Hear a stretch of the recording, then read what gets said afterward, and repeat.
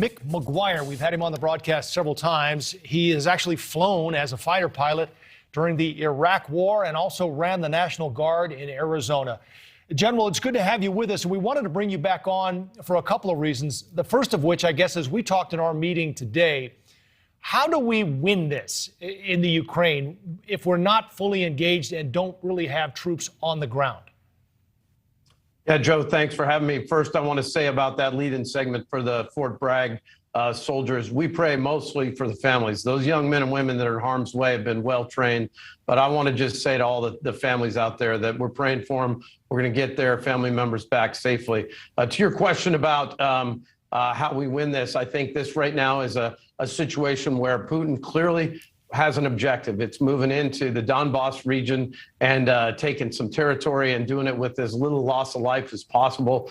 I think we've got to put a huge economic squeeze on them, including asset confiscation, freezing of accounts. And we got to count on all of the European partners and the rest to do that while we begin pumping oil, because his only leverage in Eastern Europe is oil, Joe.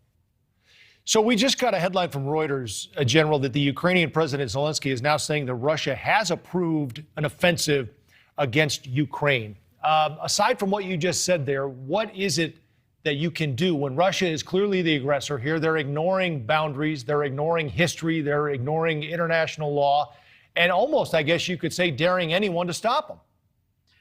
That's right. You did mention I was a fighter pilot in the first Gulf War and have deployed many times since then. We have tremendous air, space, and cyber capability in all services and all branches.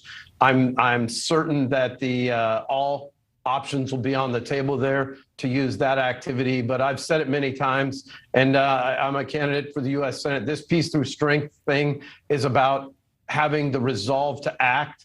And it would be derelict to put young men and women in harm's way on defense in Ukraine. Those soldiers you just saw leaving are going to help with sustainment, logistics, getting weapons and material into our Ukrainian partners, who are very proud people that I had the opportunity to train with. And they're going to they will be in, I hope it doesn't go kinetic, but they have capabilities. Right. Well, that's what I'm guessing you heard some of our first guests tonight talking about what might be ahead here.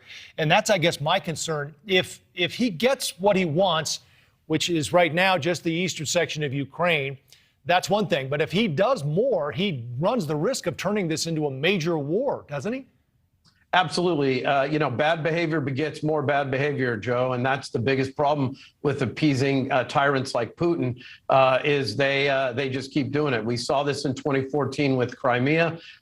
Fortunately, his ambitions were blunted. We're hoping that a similar diplomatic and financial solution could be made here. But you're right. All of the other puzzle pieces from the former Soviet Union are right now about the way Putin is behaving. And this all started after the collapse in Kabul. This emboldened guys like Putin. So walk us through the deployments here, General, what you think our troops are in for when they get over. And we also learned today that we are moving more troops into the Baltic states. What's ahead for them with this mission, and how might that change if this full invasion does in fact happen?